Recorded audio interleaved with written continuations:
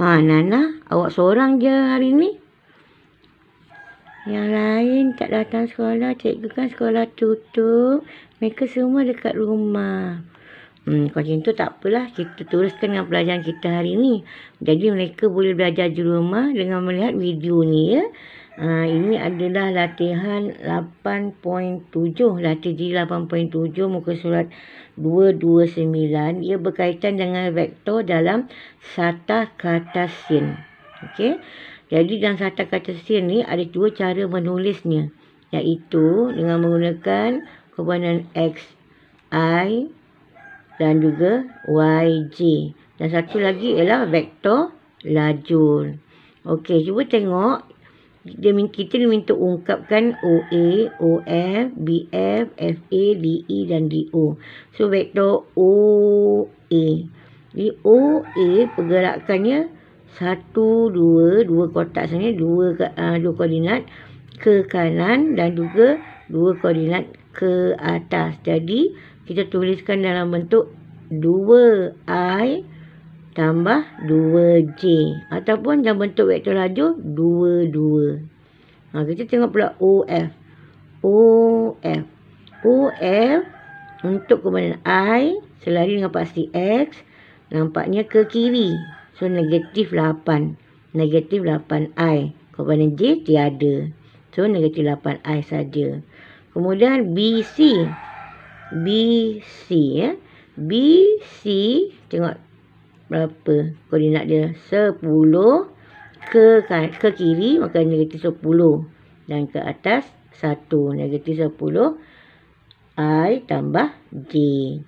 Begitulah seterusnya. Caranya ialah kita kirakan berapa koordinatnya. Ke kanan atau ke kiri untuk I, ke atas atau ke bawah untuk J.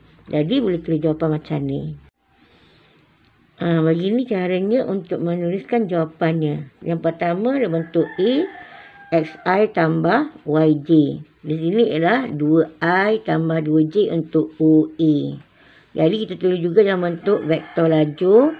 Di atas untuk X dan koordinat Y. So 2.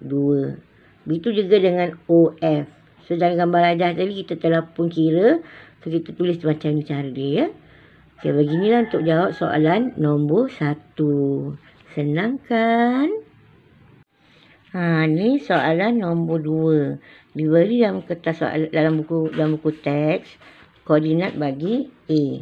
Koordinat bagi A ialah negatif 2, 3. Cikgu tuliskan vektor OA sebagai negatif 2, 3 dalam bentuk vektor lajur. Kemudian juga diberi koordinat B iaitu 5, 8. Kita tuliskan dalam bentuk vektor lajur begini. Okey. Lepas tu dia minta kita mencari koordinat vektor AB ya, vektor AB. So cuba tengok di sini vektor AB sama dengan AO tambah OB. Jadi kita masukkan vektor lajur tadi tu dan kita selesaikan dapat 7, 5. Kemudian diminta mencari magnitude bagi AB. So gunakan teorem Pythagoras dan kita dapat jawapannya 8.602. Macam mana Nana? Okey tak? Senang je kan? Beginilah caranya untuk jawab soalan nombor 2.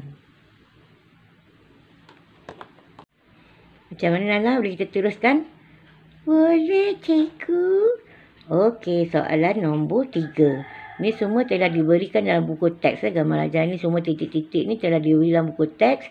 Cikgu pindahkan saja maklumat tu di kertas jawapan ya. Okey, memula sekali bahagian A. Dia minta kita mencari vektor AB dalam bentuk XI tambah YJ. Okey, mula-mula kita dimulakan dengan AB. So kita kira 1, 2, 3, 4. Ke kanan 4 dan ke atas 1. Jadi 4I tambah 1J. Saya tulis 4I tambah J. Begitulah seterusnya untuk setiap vektor. Vektor yang ke bahagian 2 ialah BA. So BA nampaknya macam vektor negatif So, ke kiri 4 dan ke bawah 1. Jadi, dia negatif 4I tolak J. Begitu juga dengan yang ketiga, BC. Sekali lagi kita tengok BC. So, mulakan dengan selari dengan pasti X. Negatif 1. Ke bawah, negatif 5. Jadi, kita tulis negatif I, negatif 5J. DC. DC nampaknya selari dengan pasti X adalah iaitu komponen I ke kanan, 2I. Okey, kemudian yang kelima AC 3 AC, so 1 2 3 ke kanan, kemudian ke bawah sebanyak 4, jadi 3I tolak 4J. Dan terakhir DE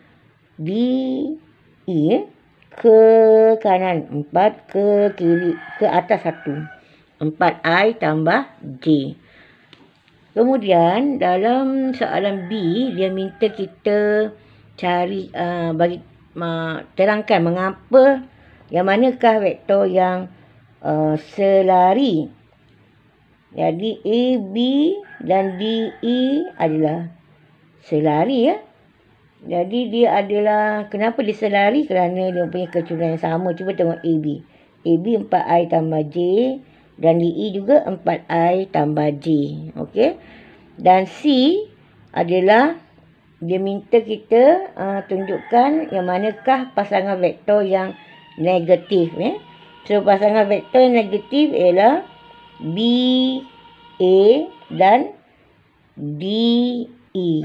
So, nampaknya dia ada warna itu sama tapi arah berbeza. BA, DE. Maka dia adalah pasangan vektor negatif kerana arahnya bertentangan. Okey, jadi begitulah caranya untuk jawab soalan nombor 3. Soalan yang terakhir. Diberi dalam soalan vektor P, Q dan juga R dalam bentuk vektor laju. Dalam soalan A, diminta kita tuliskan vektor PQR dalam bentuk XI tambah YJ. Jadi sini 3 negatif 4. So, kita tukarkan menjadi 3I tolak 4J. Untuk Q, negatif 5, negatif 7. Kita tukarkan jadi vektor Q, negatif 5, negatif 5I, negatif 7J. Dan R pula diberi dalam soalan 1, 5. Maka R sama dengan I tambah 5J. Dan itulah cara dia. Cikgu, apa senang sangat ni cikgu? Kacanglah. Ni memang biasanya tajuk ni agak senang sikit lah, Okey, kemudian B, dia minta kita nyatakan koordinat bagi P, Q dan R. So, koordinat bagi P ialah, cuba tengok ni pendara I dengan J. 3, negatif 4 untuk P, Q, negatif 5, negatif 7, dan R, 1, 5. Seterusnya, untuk C, diminta kita hitung panjang untuk P, vektor Q, vektor R. Jadi, untuk mencari magnitude bagi P, kita gunakan teorem Pythagoras. Okey, teorem Pythagoras. Macam ni caranya, nak guna kalkulator boleh dapat dia, jawapan senang je. So, masukkan semuanya. Kalau ni negatif untuk Q, negatif 5 kuasa 2 tambah negatif 7 kuasa 2 dan seterusnya. Menggunakan kalkulator, teorem Pythagoras ni kalau kamu kira dengan menggunakan kalkulator, senang je kan? Jadi, ini adalah cara untuk menjawab soalan nombor 4. Oh, cikgu, saya tak tahulah pertambahan senang je, cikgu.